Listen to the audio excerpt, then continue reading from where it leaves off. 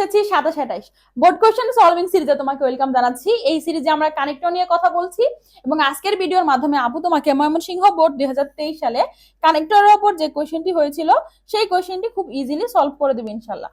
Always mind it, connector solving এর ক্ষেত্রে তোমাকে যেভাবেই হোক বাংলাটা বুঝতে হবে, আর কোনো কিছু লাগবে না। জাস্ট বাংলাটা তুমি যদি বুঝতে পারো প্যাসেজের, তাহলে তুমি কিন্তু কানেক্টরের শতভাগ নাম্বার কি এনশিওর করতে পারবে। আসো দেখি ময়মনসিংহ বোর্ড 23 কি বলা ছিল। Time by its very nature it's fleeting.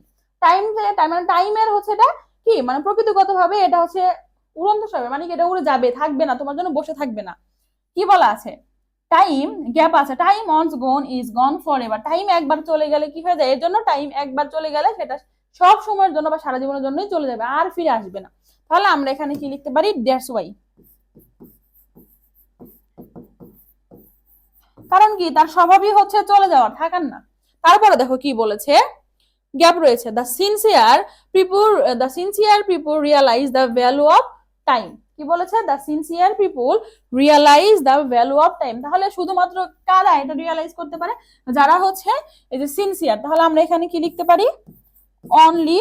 আমরা এখানে লিখতে পারি হচ্ছে অনলি। তারপরে দেখো গ্যাপ রয়েছে, not everyone is aware of the value of time. কিন্তু সবাই এটার কি ভ্যালুটা বা মূল্যটা বুঝতে পারে না, কিসের, টাইমের।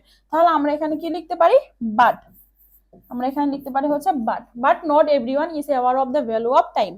তারপরে বলা আছে একটা গ্যাপ রয়েছে, it is seen that many of us waste time. প্রায় দেখা যায় যে আমরা অনেকে কি করি, সময় নষ্ট করি।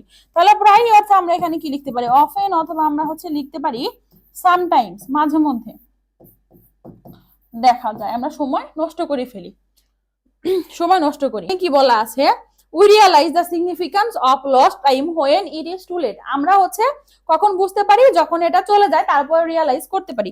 তাহলে আমরা এখানে লিখতে পারি আনফরচুনেটলি, মানে দুর্ভাগ্যবশত যখন এটা চলে যায় তখন আমরা হচ্ছে এটা রিয়ালাইজ করি, আনফরচুনেটলি।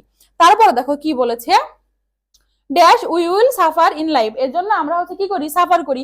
তাহলে আমরা এখানে লিখতে পারি so we suffer in life. এর জন্য হচ্ছে আমরা সাফার করি, এটা হচ্ছে কি করি, এটার যে ফলটা আছে সেটা আমরা ভোগ করি। তারপরে দেখো কি আছে, গ্যাপ রয়েছে, all of us should make the best use of time.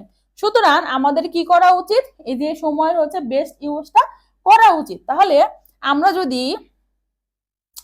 আচ্ছা আমরা একটা কাজ করি, আমরা এইখানে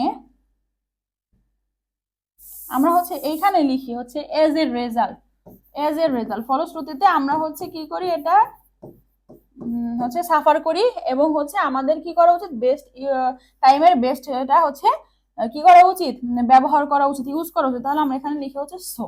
পক্ষে আমরা এখানে বলতে পারি হচ্ছে ইনফ্যাক্ট, আমরা এখানে বলতে পারি ইনফ্যাক্ট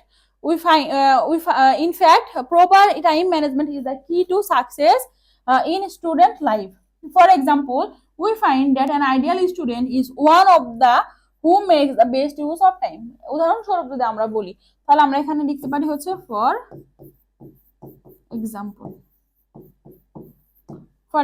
উদাহরণস্বরূপ। তারপর দেখো যে নাম্বারে কি বলেছে, a lazy student fails to make the grades as he kills time. তাহলে একদিকে হচ্ছে কি করে, ভালো ছাত্ররা হচ্ছে কি সময়ের ভালো ব্যবহার করে, আর অন্যদিকে হচ্ছে যারা অলস তারা হচ্ছে কি করে, পরীক্ষায় ফেল করে, কারণ কি তারা সময় নষ্ট করে।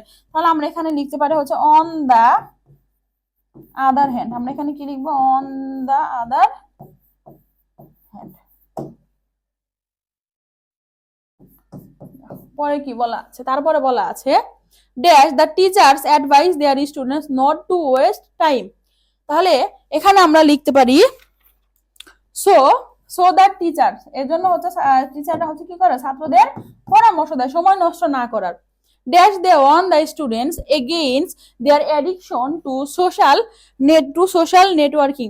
পাশাপাশি তারা হচ্ছে কি করে, তাদেরকে এই যে সোশ্যাল মিডিয়া এখানেও সময় নষ্ট করতে না করে। তাহলে আমরা এখানে কি লিখবো, বিসাইডস।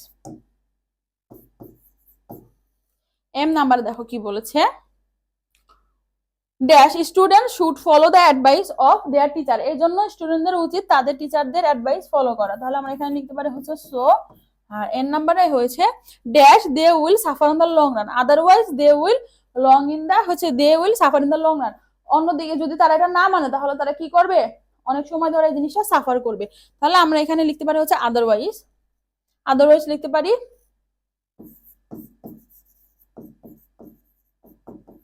তাহলে দেখো শুধুমাত্র বাংলাটা পড়ে আমরা কিন্তু খুব ইজিলি কানেক্টরে এই কোশ্চেনটা সলভ করে ফেলেছি। তাহলে আজকে এই পর্যন্তই। তোমার সাথে আব্বুর আবার দেখা হবে পরবর্তী বোর্ড কোশ্চেন সলভিং ক্লাসে। ধন্যবাদ।